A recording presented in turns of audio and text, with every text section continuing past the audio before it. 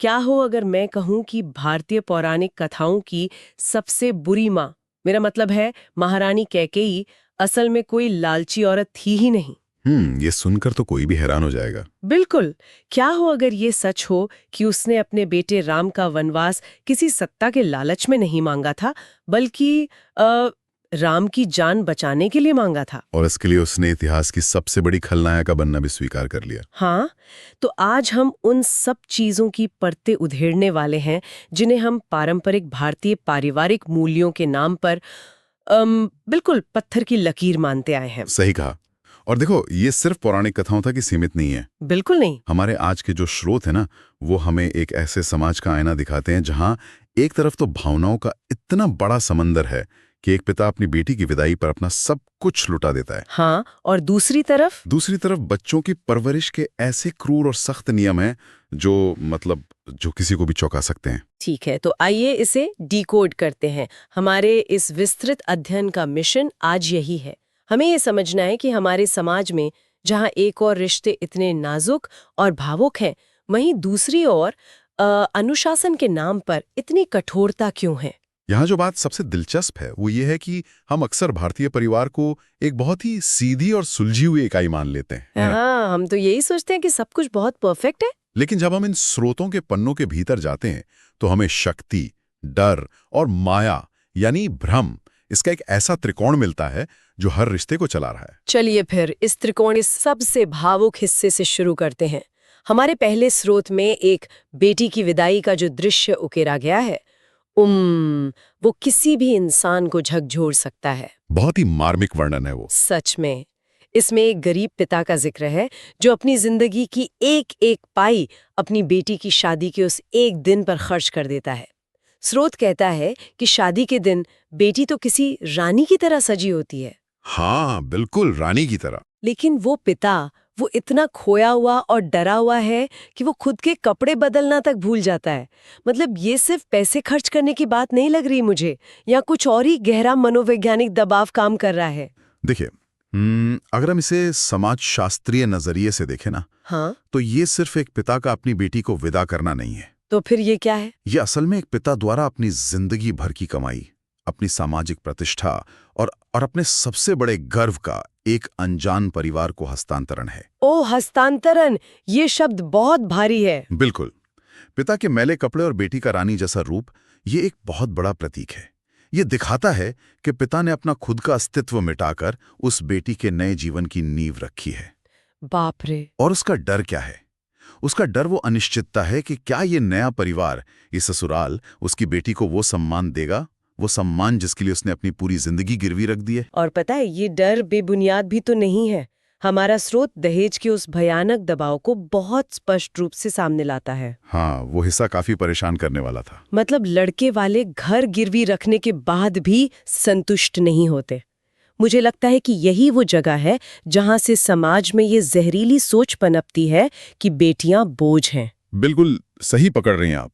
जरा सोचिए, एक बच्ची खुद में कोई बोझ नहीं है, लेकिन समाज ने शादी और दहेज की जो आर्थिक और मानसिक संरचना बना दी है, वो एक गरीब आदमी की कमर पूरी तरह तोड़ देती है। सही बात है। पिता शादी के मंडप में तो रो सकता है, लेकिन विदाई के बाद वो अपनी बेटी की आंखों में आंसू देखने की हिम्मत नहीं जुटा पाता। इस पूरी प्रक्रिया में पिता एक ढाल की तरह काम करता है, एक ऐसी ढाक जो सारे वार खुद पर ले लेती है। हाँ, बिल्कुल एक ढाल की तरह। लेकिन विदाई के इस आघात में एक और व्यक्ति है जिसका दुख अक्सर हम लोग अनदेखा कर देते हैं। हाँ, स्रोत में भाई बहन के रिश्ते का बहुत ही मार्मिक वर्णन है। अरे हाँ, वो हिस्सा सच में छू लेने वाला था। स्रोत बताता है कि विदाई के वक्त सबसे ज्यादा जार वो भाई रोता है जो रोज अपनी बहन से लड़ता था, जो पूरे घर में चीखता था कि मेरे कपड़े धो दे, हाँ, मुझे खाना दे, ऐसा चिल्लाता था। ये बहुत अजीब लगता है ना कि जो इंसान रोज आपको सबसे ज्यादा परेशान करता है, वही आपके जाने पर सबसे ज्यादा टूट जाता है। इसके पीछे का मनोविज्ञान बहुत दिलचस्प है। भाई और बहन का रिश्ता अक्सर टकराव के माध्यम से ही अपना स्नेह व्यक्त करता है। ये तो है, बिना लड़े तो भाई बहन जा ही नहीं सकते। तो उस भाई के लिए बहन की विदाई सिर्फ एक सदस्य का घर से जाना नहीं है, ये उसके रोजमर्रा के जीवन, उसके कंफर्ट जोन का छिन जाना है। मतलब उसका पूरा रूटीन ही खत्म हो जाता है। बिल्कुल। उसे अचानक यह एहसास होता है कि अब वो खाली घर में वापस आएगा तो कोई उस पर चिल्लाने वाला नहीं होगा, कोई उसे डांट कर खाना खिलाने वाला नहीं होगा।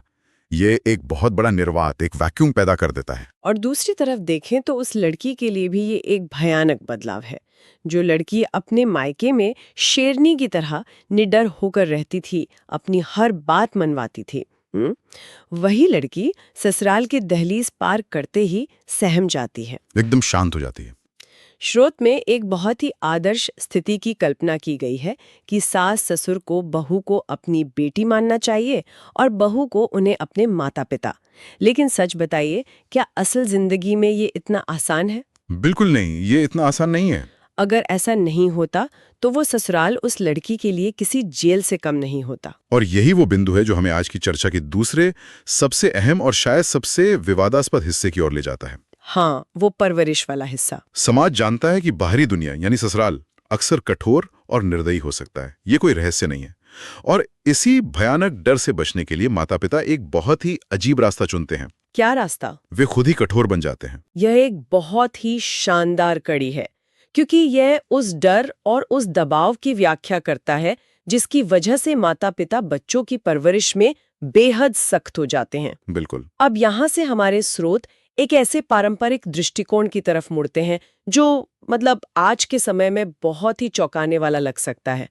मैं साफ कर दूं कि हम यहाँ सिर्फ स्रोत में जो लिखा है उसका विश्लेषण कर रहे हैं। हाँ, हम किसी पक्ष का समर्थन नहीं कर रहे हैं। तो स्रोत कहता है कि जो माता पिता अपनी बेटियों को मायके में बहुत प्यार देते हैं, उन्हें घर का काम नहीं करने देते और सारी सुख सुविधाएं देते हैं, वे असल में अपनी बेटियों के सबसे बड़े दुश्मन हैं। ये शब्द बहुत कड़ा है, दुश्मन। वही तो, रुकिए, माता पिता दुश्मन कैसे हो गए?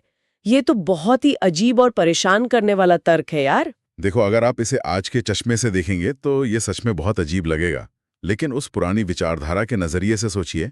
वो मायके को एक यूनिवर्सिटी या ट्रेनिंग ग्राउंड मानते हैं। अच्छा, ट्रेनिंग ग्राउंड। हाँ, उनका तर्क है कि अगर लड़की ने अपने ही घर में दुख, संघर्ष और काम का दबाव नहीं झेला, तो जब ससुराल वाले उस पर दबाव डालेंगे तो वो टूट जाएगी।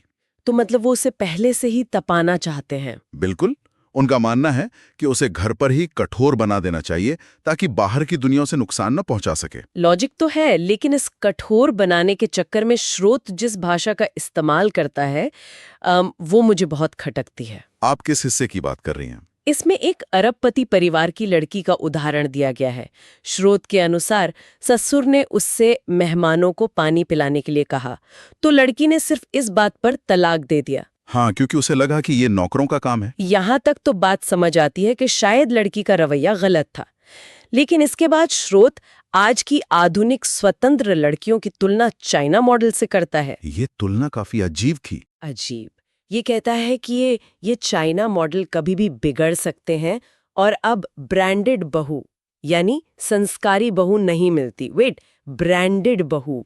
हाँ, शब्द चयन बहुत विवादास्पद है। हम यहाँ इंसानों की बात कर रहे हैं या किसी शोरूम के सामान की? ये किसी महिला के आत्मसम्मान को पूरी तरह से नकारना नहीं है। देखिए, ये जो शब्दावली है चाइना मॉडल या ब्रांडेड, ये एक बहुत गहरी सामाजिक असुरक्षा का सीधा परिणाम है। सामाजिक असुरक्षा कैसे? ये उस पीढ़ी की हताशा को दिखाता है जो देख रही है कि उनके बनाए हुए सदियों पुराने नियम टूट रहे हैं। पारंपरिक ढांचे में एक महिला को परिवार रूपी इमारत को एक साथ जोड़े रखने वाला सीमेंट माना जाता था। हाँ, जो सबको बांध कर रखे। अब जब महिलाएं अपने अधिकारों, अपनी गरिमा और अपनी स्वतंत्रता की बात करती हैं, तो उस पुरानी विचारधारा को लगता है कि पूरी संस्था ही ढह रही है। वो डर जाते हैं बदलाव से। बिल्कुल। इसलिए वे स्वतंत्र विचार वाली महिलाओं को अस्थिर या चाइना मॉडल कहकर खारिज करने की कोशिश करते हैं, क्योंकि वे उस नई व्यवस्था को समझ नहीं पा रहे हैं। और ये सख्त रवैया सिर्फ बेटियों तक सीमित नहीं है, लड़कों के लिए तो ये और भी ज्यादा हिंसक हो जाता है। हाँ, स्रोत में बेटों के लिए भी काफी कठोर बातें हैं। स्रोत में स्पष्ट रूप से बेटों के लिए शारीरिक दंड की वकालत की गई है। कुम्हार द्वारा घड़े को पीटने और सुनार द्वारा सोने को तपाने का उदाहरण दिया गया है, जो कि बहुत पुराना उदाहरण है। हाँ, और कहा गया है कि लड़कों को सुबह शाम थप्पड़ मारना चाहिए ताकि उन्हें सजा सहने की आदत हो। उनका मानना है कि बिना पिटा लड़का कभी एक अच्छा इंसान नहीं बन सकता। ये भय बिन होए न प्रीत का क्लासिक सिद्धांत है। पुरानी पीढ़ी का ये दृढ़ विश्वास था कि डर ही सम्मान का दूसरा नाम है। डराकर रखो। हाँ, स्रोत में भी ये तुलना की गई है कि कैसे पहले पिता चौराहे पर जूते मारते थे और बेटे फिर भी सम्मान करते थे। लेकिन आज बच्चे माता पिता को धोखा दे रहे हैं, उन्हें छोड़ रहे हैं। मैं इस पूरी मानसिकता को समझने की कोशिश कर रही हूँ। ये कुछ वैसा ही है जैसे आप किसी बहुत महंगे और नाजुक स्मार्टफोन पर एक बहुत ही भद्दा, मोटा और भारी शॉक प्रूफ कवर लगा दें। अरे वाह, ये बहुत दिलचस्प एनालॉजी है ना? वो कवर उस फोन की खूबसूरती खत्म कर देता है, उसका इस्तेमाल मुश्किल कर देता है। लेकिन आप वो कवर इसलिए लगाते हैं क्योंकि आप अंदर से खौफज़दा हैं कि कहीं फोन गिरकर टूट ना जाए। बिल्कुल सही। मुझे लगता है कि ये पुरानी पीढ़ी का डर है, कोई द्वेष नहीं। वो दुनिया की क्रूरता से इतने डरे हुए थे कि उन्होंने अपने ही बच्चों के इर्द गिर्द खौफ और सजा का एक भद्दा कवर चढ़ा दिया, ये सोचकर कि यही उन्हें टूटने से बचाएगा। ये एक बहुत ही सटीक उपमा है। वो कठोरता असल में एक टूटते हुए सामाजिक ताने बाने को जबरदस्ती बांध कर रखने की एक हताश कोशिश है। हाँ, एक हताशा है बस। वे देखते हैं कि आज की पीढ़ी टेक्नोलॉजी में तो बहुत आगे निकल गई है, लेकिन रिश्तों की गहराई में कहीं ना कहीं शून्य होती जा रही है। रिश्ते अब उतने मजबूत नहीं रहे। पहले गर्मियों की छुट्टियां मामा मामी के घर बीतती थीं, जो एक बहुत बड़ा सामाजिक जुड़ाव था। लेकिन आज रिश्तेदारों का आना जाना एक बोझ लगने लगा है। ये तो सच है। इसलिए उन्हें लगता है कि शायद वो पुराना डंडे का राज ही सही था। लेकिन यहाँ एक बहुत बड़ा विरोधाभास पैदा होता है। कैसा विरोधाभास? एक तरफ हमारे पास समाज के ये ठेकेदार हैं जो कहते हैं कि बच्चों को मार पीट कर सीधा रखो, लड़कियों को मायके में ही संघर्ष की भट्टी में तपाओ ताकि वे परफेक्ट बन सकें। हाँ, परफेक्शन की मांग। लेकिन जब हम अपने ही धर्म ग्रंथों की ओर देखते हैं, अपनी प्राचीन पौराणिक कथाओं के पन्ने पलटते हैं, तो वहां कोई भी परफेक्ट नहीं है। बिल्कुल नहीं है। वहां नियम टूट रहे हैं, भगवान और ऋषि मुनि गलतियां कर रहे हैं। और यही भारतीय दर्शन की सबसे बड़ी खूबी है। हमारी पौराणिक कथाएं कभी भी श्वेत और श्याम यानी एकदम ब्लैक एंड व्हाइट नहीं होती। वो हमेशा ग्रे एरिया में रहती हैं। सही कहा। वे हमेशा इंसानी कमजोरियों, ग्रे एरिया और लौकिक योजनाओं के इर्द गिर्द घूमती हैं। वे बताती हैं कि नियम इंसानों के लिए हैं, लेकिन जीवन नियमों से कहीं ज्यादा जटिल है। इसका सबसे बड़ा उदाहरण वो बात है जिससे हमने आज के इस गहन अध्ययन की शुरुआत की थी, महारानी कैकेयी। हाँ, वो रामायण का बहुत अहम हिस्सा। हम सब रामायण की कहानी जानते हैं। कैकेयी को हमेशा एक लालची और स्वार्थी सौतेली माँ के रूप में पेश किया जाता है, जिसने अपने बेटे भरत के लिए राम को 14 साल के लिए जंगल भेज दिया। लेकिन हमारा स्रोत एकदम अलग और दिमाग को घुमा देने वाला नजरिया पेश करता है। एकदम अलग। स्रोत के अनुसार ये कोई पारिवारिक कलह या स्वार्थ था ही नहीं। बिल्कुल। स्रोत बताता है कि कैकेयी को ये पता चल गया था कि राम की मृत्यु निश्चित है और रावण को मारने का समय सिर्फ 14 वर्ष ही बचा था। अगर राम महल में रहते तो रावण का वध नहीं हो पाता। हाँ, और राम के प्राणों पर संकट आ जाता। राम की जान बचाने के लिए और उस लौकिक नियति या कह लो कॉस्मिक प्लान को पूरा करने के लिए कैकेयी ने जानबूझकर ये वरदान मांगा। ये सच में हैरान करने वाला है। उसने दुनिया की नजरों में, इतिहास की नजरों में एक कलंकनी और बुरी माँ बनना स्वीकार किया, सिर्फ इसलिए ताकि उसका बेटा राम जीवित रह सके और अपना अवतार पूरा कर सके। अगर आप इसे गहराई से सोचें तो ये रोंगटे खड़े कर देने वाला सच है। सच में गूज़बम्स आ जाते हैं सोचकर। ये दिखाता है कि जो चीज हमें सतह से एक घटिया पारिवारिक राजनीति लगती है, वो असल में किसी बहुत बड़े कॉस्मिक डिजाइन का हिस्सा हो सकती है। हम सिर्फ एक छोटा सा हिस्सा देख रहे होते हैं। कैकेयी का चरित्र हमें सिखाता है कि कभी-कभी अपनों की रक्षा के लिए या किसी बड़े उद्देश्य के लिए आपको सबसे कड़वा घूंट पीना पड़ता है और दुनिया की नफरत सहनी पड़ती है। ये उस कठोर परवरिश वाले तर्क से कितना अलग है। बिल्कुल अलग। वहां सिर्फ समाज को खुश करने के लिए बच्चों को पीटा जा रहा था, और यहाँ एक माँ समाज की गालियां खा रही है ताकि उसका बच्चा बच सके। ये सच में एक बहुत बड़ा आहा मोमेंट है। लेकिन अगर आपको लगता है कि कैकेयी की कहानी हैरान करने वाली है, तो हमारे स्रोतों में महान महर्षि वेद व्यास के जन्म की जो कथा दी गई है, वो तो किसी फैंटेसी फिल्म से भी ज्यादा रहस्यमयी है। हाँ, वो कथा बहुत ही जटिल है। श्रोताओं के लिए मैं ये बता दूं कि ये कहानी थोड़ी अजीब लग सकती है, लेकिन इसके पीछे का अर्थ बहुत गहरा है। यहाँ कहानी सच में बहुत दिलचस्प हो जाती है। ये कहानी ऋषि पाराशर से शुरू होती है। पाराशर अपनी नई नवेली पत्नी को छोड़कर जंगल में घोर तपस्या करने चले जाते हैं। उनका तर्क वही है जो अक्सर संतों का होता है कि सांसारिक मोह, परिवार और पत्नी उन्हें आध्यात्मिक मार्ग से भटका देंगे। मतलब उन्होंने उस रिश्ते को एक बाधा मान लिया और इसे पूरी तरह से त्याग दिया। पत्नी बेचारी बहुत दुखी होती है। वो एक तोते के गले में पत्र बांधकर पराशर के पास भेजती हैं। पराशर अपनी तपस्या में लीन है, लेकिन वो उन पत्रों से परेशान हो जाते हैं। और फिर जो होता है? हाँ, मतलब मुझे ये पढ़ते हुए भी अचरज हो रहा था। पराशर अपना वीर्य एक पत्ते में रखकर उसी तोते के जरिए अपनी पत्नी के लिए भेजते हैं। और रास्ते में वो पत्ता एक नदी में गिर जाता है। हाँ, और एक मछली उसे खा लेती है।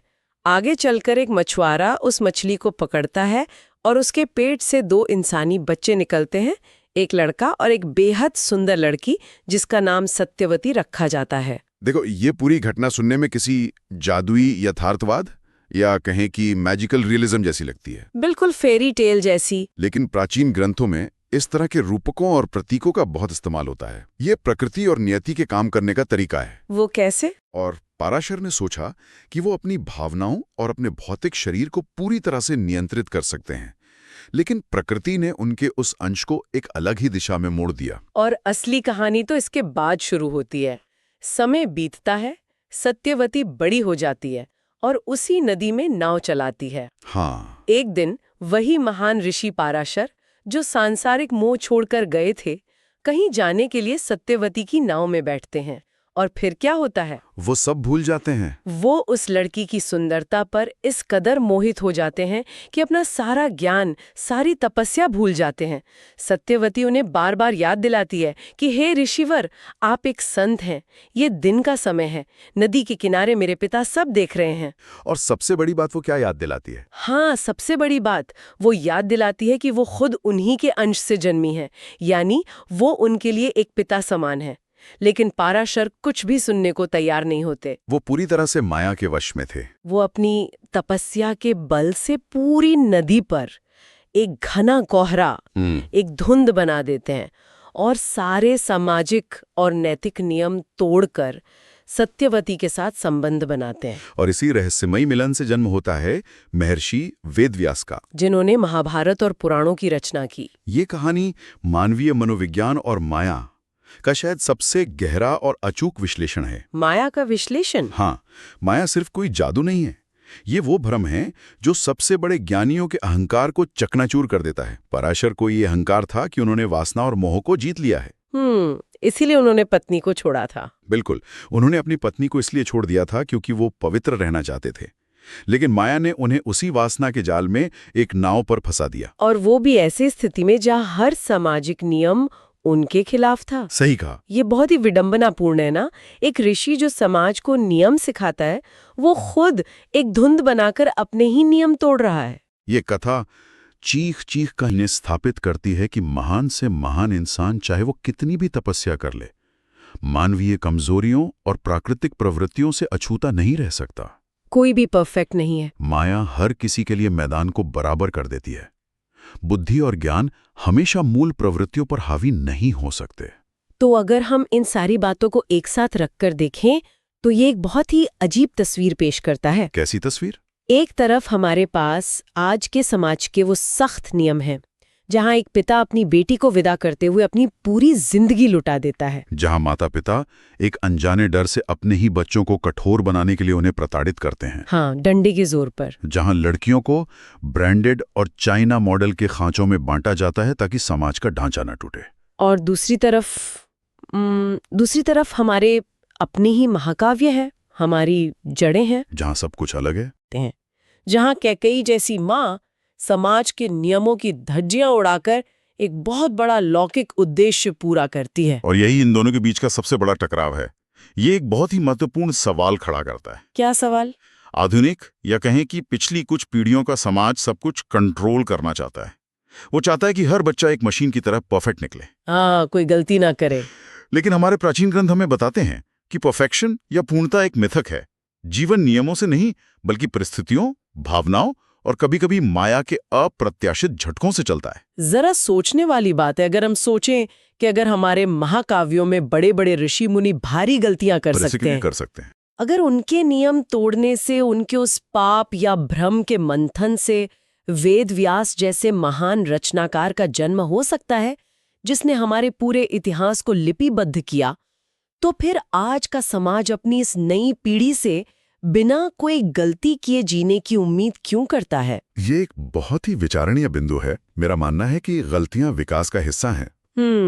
बिना गलती के कोई कैसे सीखेगा? जब आप इंसान से गलती करने का हक छीन लेते हैं, तो असल में आप उससे उसके इंसान होने का हक छीन लेते हैं। बिल्कुल।